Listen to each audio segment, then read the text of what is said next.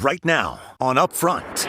Labor Day Blitz. We love our country. We love our country, don't we? Kick off the final sprint to Election Day and all the attention targeting Wisconsin. The entire direction our nation takes could come down to what happens right here in Wisconsin. Tim Walz back in Milwaukee tomorrow. Well, trust me, Milwaukee, a hell of a lot can change in 4 weeks.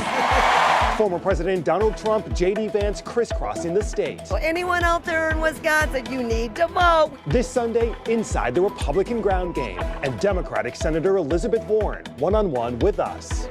Ballot set. I think it's ridiculous. RFK Jr. appearing on Wisconsin's presidential ballot despite suspending his campaign and endorsing Trump. The only way he gets to not be on the ballot is to up and die. Ann Jacobs, the Democratic chair of the bipartisan Wisconsin Elections Commission, here one-on-one to explain.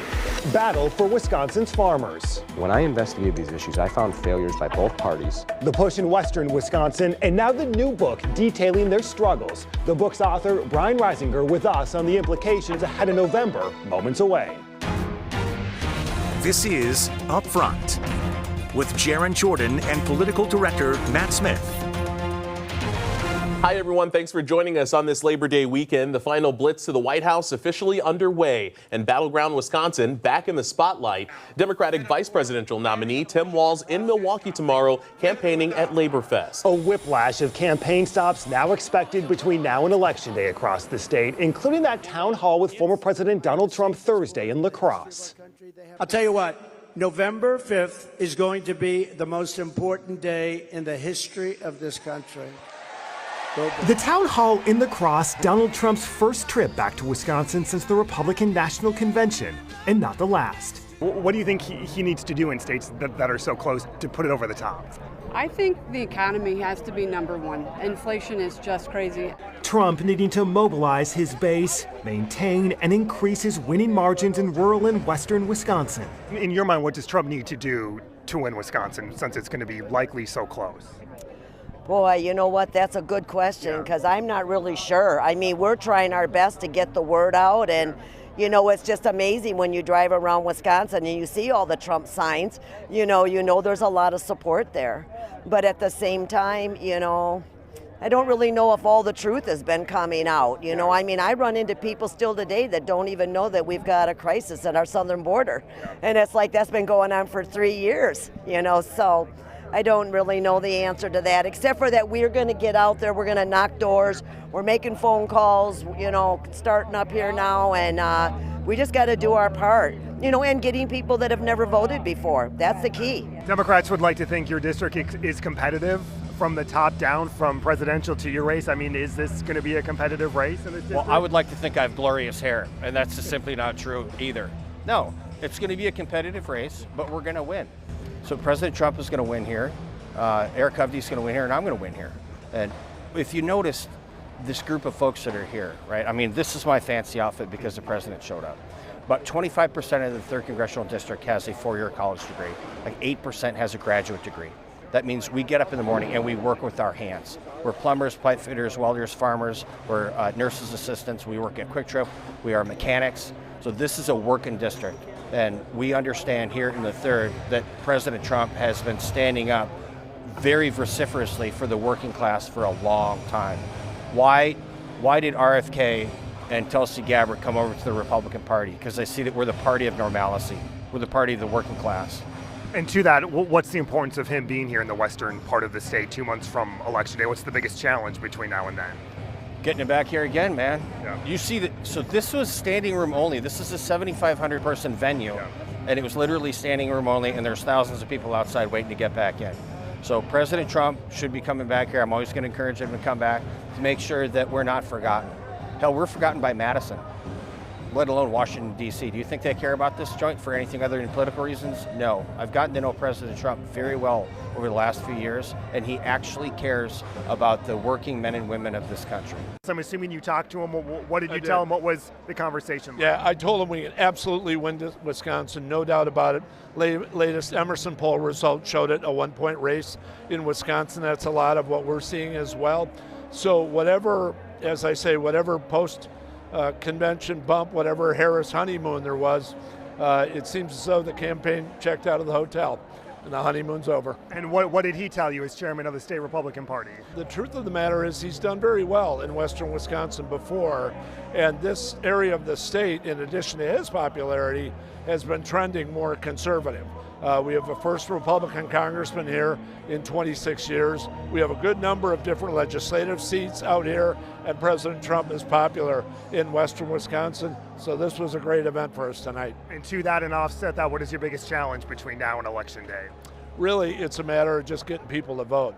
As you know, vote early, getting people to vote early has been a major priority of mine. I don't think the Democrats are performing on getting people to early vote like they did 4 or 8 years ago, and that is a huge problem for them. They thought they'd be well ahead in Wisconsin right now, and they're not. Democratic vice presidential nominee Tim Walz in Milwaukee tomorrow, expected to campaign at Labor Fest. Before that, Senator Elizabeth Warren with a 2-day campaign swing in Wisconsin, mainly in the Green Bay media market. It's the importance of getting in the fight and of making the pitch at every door.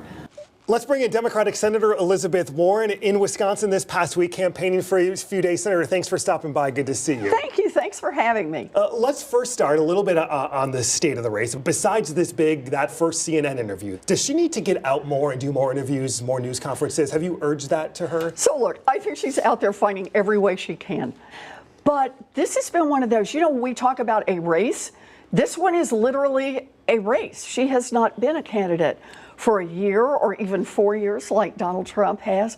She has been our presidential candidate for something that can be counted in just a handful of weeks. But she's doing everything she can to reach out to people all across the country, and I think it's great.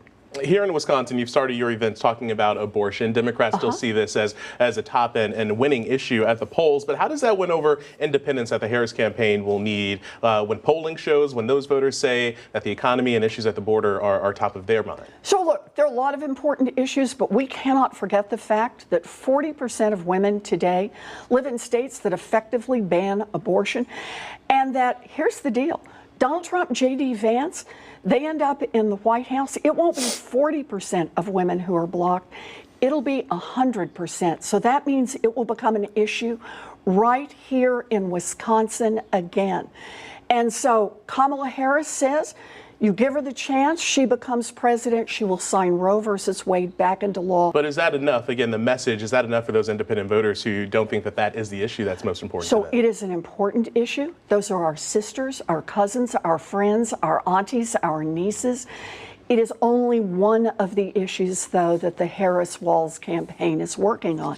During the convention, the vice president said she would bring back and sign the immigration deal in the Senate. That died. You didn't support that initially when it went through. Were you surprised she came out and said that Not at all. so strongly? Not at all. Look, I think it is powerfully important that we get security at the border, and so does Kamala Harris. Why can't they do that now? So, because the Republicans have blocked it. And the reason the Republicans have blocked it is because 2 days before they were ready to vote, Donald Trump said, don't vote for that, because he thought that chaos at the border would actually help him in this election on November 5th. But it is clear. We need more security at the border. We need more help for the states that are actually supporting migrants. We need faster work permits so that migrants who are here and want to work would be able to work, and the people who want to hire them could legally do that.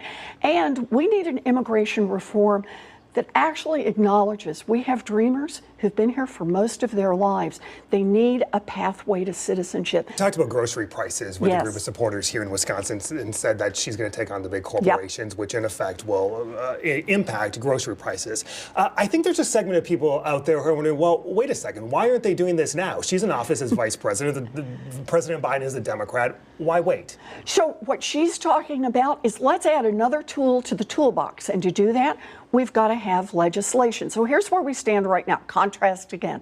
What is Donald Trump's plan to bring down the cost of groceries? He has none. some kind of magical thinking. Kamala Harris says one thing we can do is we can go after those giant corporations that are gouging people on their grocery prices and gouging them on how they are building their profits up. So price gouging laws are in use around the country. Wisconsin has one. 36 other states have them. Red states and blue states. Texas has one. Florida has one. Often used after emergencies, but they're used locally. What Kamala Harris wants to do is say when these giant national companies like Hershey that do all of the, own all the candy, have big part of it, Kraft, when they increase their profits by 448%, then you ought to be able to have another tool in the toolbox to examine, are you passing along costs? If your profits went up by that much, it's price gouging. You've talked a lot about your long relationship with the vice president. We know that you're beloved among progressive Democrats. Do you think that you're the best messenger for, again, those independents who the Harris campaign is trying to target and win over? I think I'm one of the messengers, and that's what I want to be. Look, I've spent my whole life fighting for America's middle-class families. I never thought I would end up in politics, but this is where I am. Senator Elizabeth Warren on the tail end of her Wisconsin trip. Senator, thank you so much for stopping by. Thank you for having me. It's so good to be here. Up next, Wisconsin's presidential ballot set, and now the fallout. But a bunch of bureaucrats are going to keep his name on the ballot because they think it'll hurt Donald Trump. Ann Jacobs, chair of the Wisconsin Elections Commission, is here to explain next.